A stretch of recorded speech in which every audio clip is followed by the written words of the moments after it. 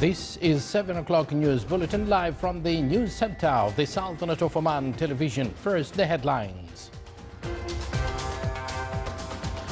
Future Foresight Forum reviews social and economic situations and preparations of future programs in the upcoming period.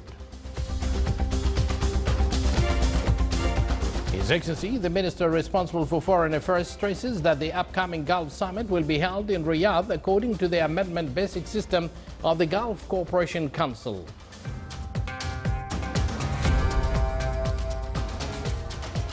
His Excellency, the Minister responsible for Foreign Affairs, emphasizes that there is a clear response with regards to aspirations of the Council citizens and ways to solve disputes and overcome the Gulf crisis.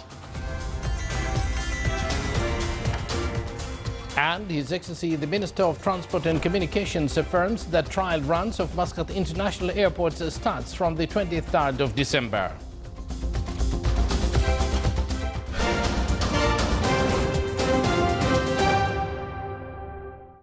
Good evening and thank you for joining us. Those were the headlines and now the news in detail. The analysis of the social and economic situations and preparation of future programs to be included in the phases of preparation of Oman Vision 2040 have started. The vision will be considered as a guide and basic reference for the planning work for the upcoming decades. This was stressed by His Highness Sayyid Haytham bin Tariq Al Saeed, Minister of Heritage and Culture and Chairman of the Main Committee of the Oman Vision 2040 during his presiding over of Future Foresight Forum. Speaking at the forum, former President of the Republic of Estonia, Thomas Ilves, said that Oman is on the right track. Around 300 participants took part in the forum who discussed the future of Oman, highlighting the geopolitics of the country, economic change powers and the future of energy. The country's location on the map, economic growth and social welfare issues by 2040 were also discussed in the forum.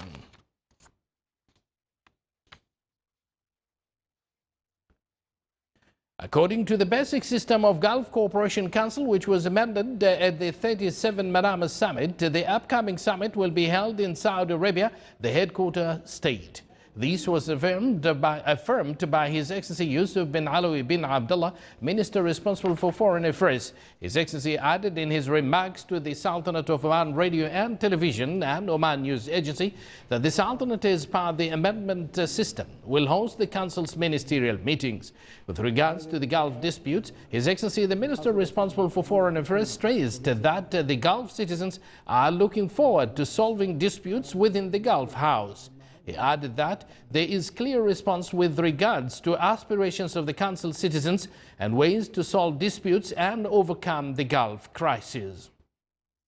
With regards to the call of His Highness the Emir of Kuwait, Sheikh Sabah Al Ahmed Al Sabah, to amend the basic system of the GCC and the formation of Dispute Settlement Committee, His Highness pointed out to the importance of the existence of new perspective to solve disputes and agreed mechanisms among the GCC countries.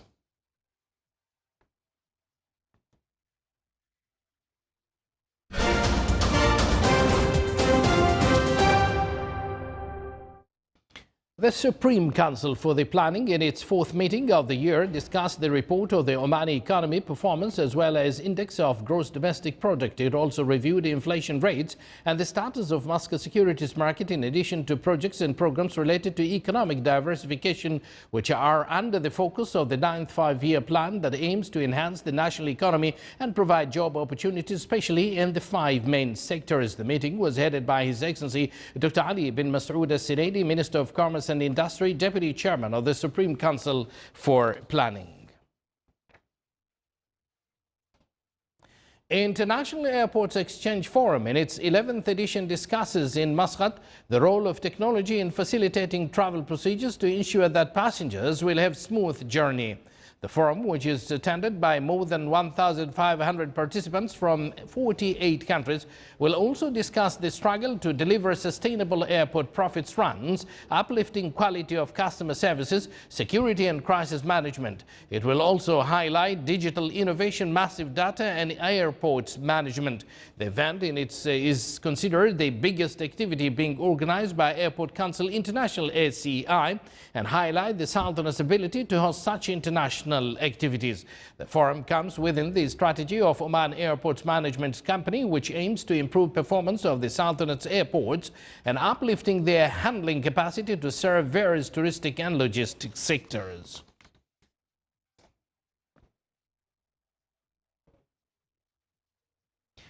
In a statement to the Sultanate of Oman Radio and Television, His Excellency Dr. Ahmed bin Mohammed Al Futaisi, Minister of Transport and Communications, affirmed that trial runs of Muscat International Airport starts as the first trial will be on the 23rd of December. Based on that, the official opening will be announced. He also added that the Minister of Transport and Communication is going on the work on the strategy for civil aviation sector and will present it to the Council of Ministers by the end of this year. Well, Airport Exchange is where the global airport community comes together to address the main challenges that the aviation industry is facing. So we basically look at all aspects of airport management and development. And we're in Oman this year because Oman airports are at the forefront of airport development in the Middle East region.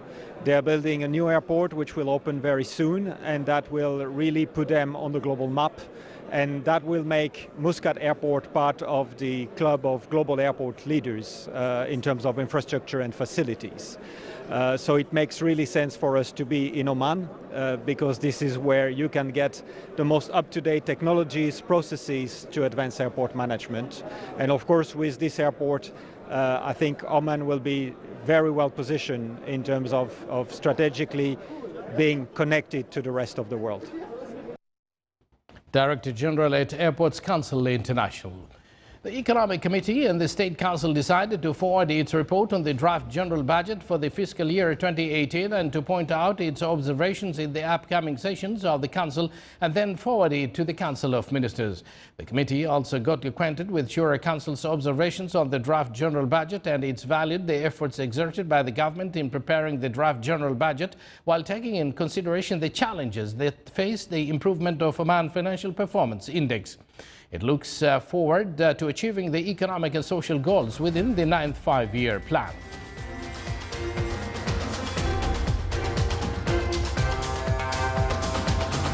You're watching the Sultanate of Oman television, and still to come in our news bulletin.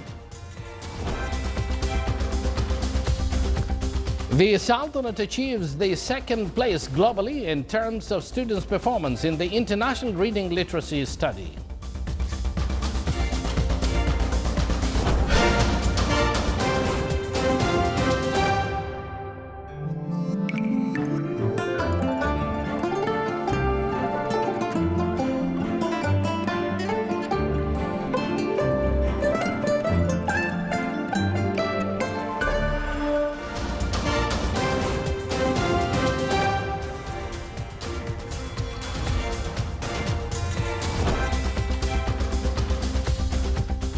Welcome back to the news from the Sultanate of Oman television. Palestinians in the Gaza Strip and in Lebanon reacted with protest today to U.S. President Donald Trump's plan to recognize Jerusalem as Israel's capital, saying it will ignite violence in the world. In Gaza City, Hamas leader Ismail Radwan called the plan unjust and called on U.S. ambassadors to be expelled from Arab and Islamic lands if this decision is taken. Protesters of all ages also gathered inside the Burj al-Barajneh refugee camp in Beirut.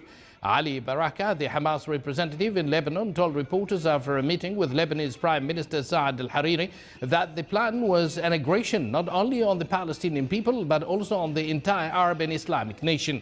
Palestinian factions and militant groups have called for a day of rage in response to Trump's plans.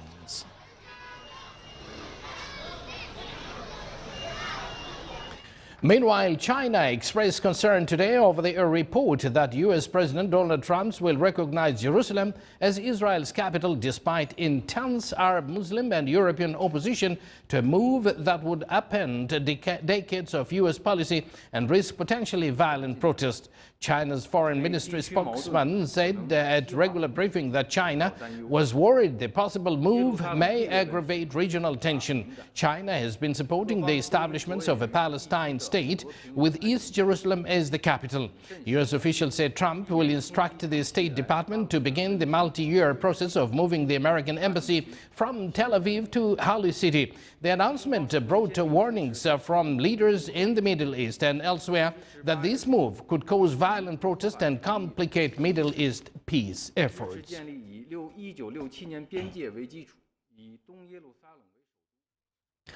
On the other hand, President Recep Tayyip Erdogan, spokesman, said today that Turkish leader is inviting leaders of member states of the Organization of Islamic Cooperation to an extraordinary meeting to discuss Jerusalem status next week. The meeting planned for December 13th will give the opportunity to Muslim country leaders to act together and coordinate following U.S. President Donald Trump's expected recognition of Jerusalem as Israel's capital. The spokesman said that Turkey calls on the U.S. administration to immediately turn away from this grave mistake that will virtually eliminate the fragile Middle East peace process. Erdogan said yesterday that Jerusalem was a red line for Muslims and could lead Turkey to cut diplomatic ties with Israel.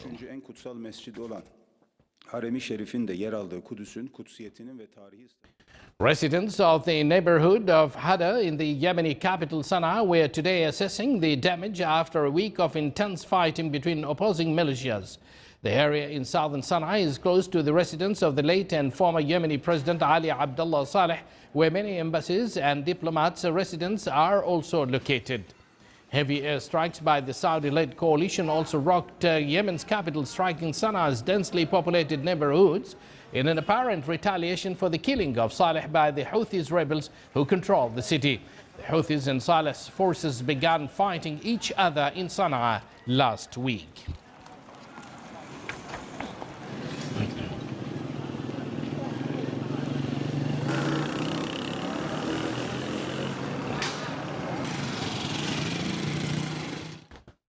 On the other story, a 79-year-old Canadian woman decided to use her own money to set up a school for Syrian refugee children in Jordan.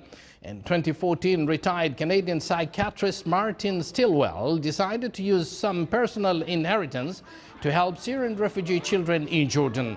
After struggling to find backing from a major charity, Stilwell joined forces with humanitarian Catherine Ashcroft and a non-governmental organization called the Syria Fund. They set up an education center in Azraq, a poor rural village where close to half the population are Syrian refugees.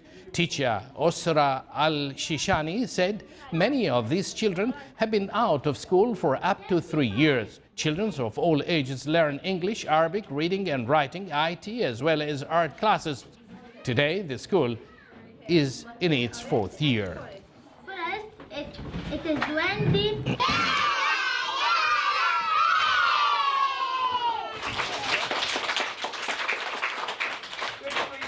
هنقرأ حروف العربي التاء والجيم والفاء. The alphabet.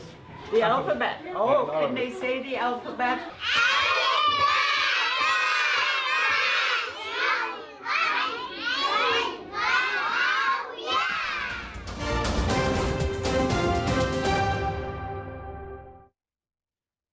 And now back to some local news. The Department of Emergency Cases in the Ministry of Health organized the first meeting of Health Emergency System. It reviewed the significance of management of emergency cases and preparations to provide the best high-quality medical services. The meeting stressed on the importance of putting up work mechanisms in the emergency sections in addition to exchange expertise and knowledge. It also focused on global high-level technologies.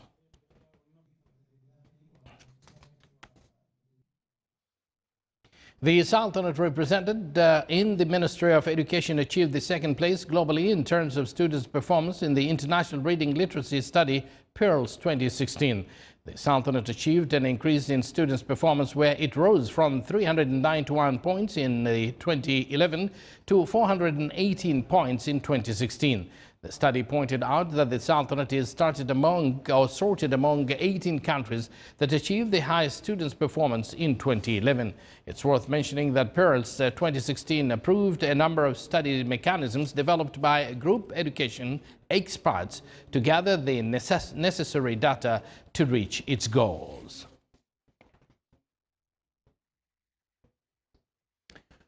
Royal Air Force of Oman, RAFO, held a ceremony to graduate a new batch of pilots and officers. The ceremony held at Ghala Air Base was presided over by Rear Admiral Abdullah bin Khamis al-Raisi, Commander of Royal Navy of Oman.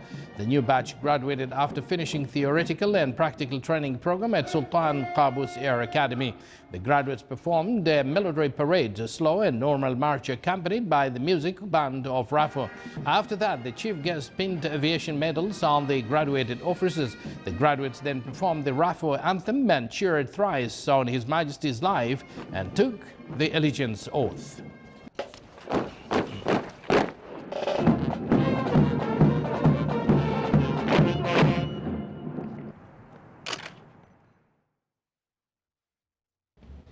The Royal Cavalry was crowned with the title of the best owner of pure Arabian horses for 2017 season during the annual ceremony of authors and race photographers in its 51st edition in London.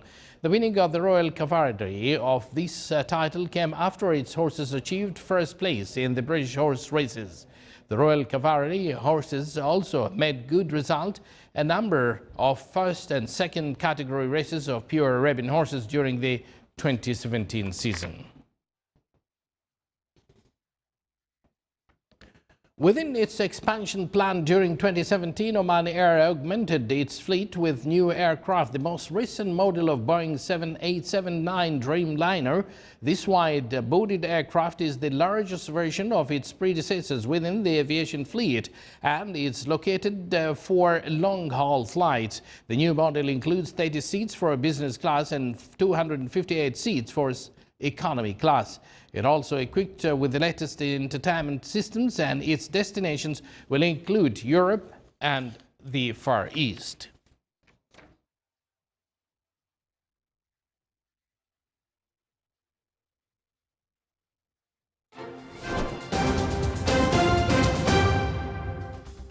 And now for the general weather forecast around the Sultanate. Clear to partly cloudy skies will prevail over the governorate of Musandam and the far coastal areas of the Sea of Oman and parts of the Hajar Mountains, with chances of scattered rainfall. The rest of the Sultanate will have clear skies with chances of clouds over the coastal areas of the Arabian Sea. Winds will be northerly to northeasterly light to moderate. Seas will be rough with a maximum wave height of 3 to 3.5 meters.